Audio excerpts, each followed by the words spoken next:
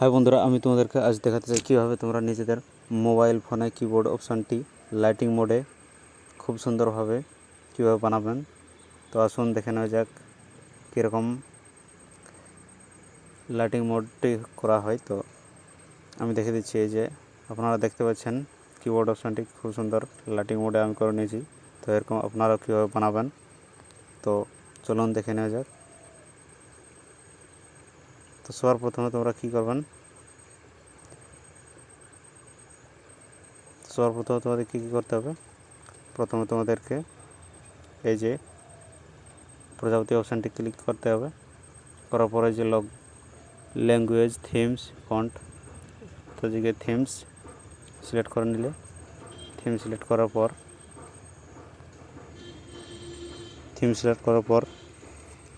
এই এখানে themes select করার পর তোমরা চলে যাবেন থিমসে গিয়ে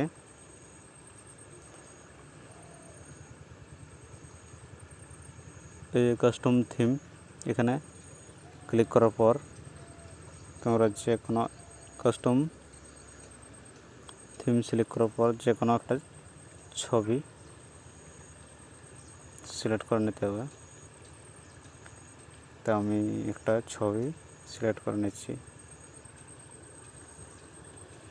তো আমি একটা যে কোনো ছবি সিলেক্ট করে নিয়েছি, দেখতে পাচ্ছেন স্ক্রিনে। তো এখানে ছবি সিলেক্ট করার পর নেক্সট বাটনটিতে ক্লিক করবেন। ক্লিক করার পর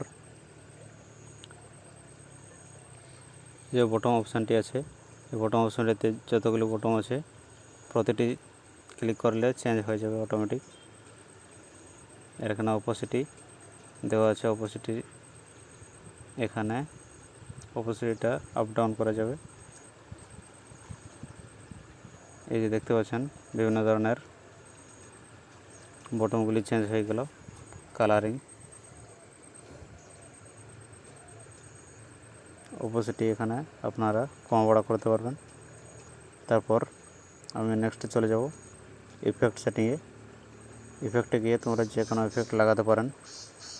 আমি এরকমভাবে ক্লিক করছি। তারপর আপনারা চলে যাবেন ফন্ট সেটিংয়ে গিয়ে যে কোনো ফন্ট লাগাতে পারেন আপনি, এবং ফন্টের কালার এখানে চেঞ্জ করা যাবে। এই দেখতে পাচ্ছেন আমি যেরকম করছি সেরকম হয়ে যাচ্ছে। তারপর নেক্সটে মিউজ সেটিংয়ে আপনি যে কোনো মিউজ লাগাতে পারেন। এখানে অনেকগুলি মিউজ অপশান দেওয়া আছে।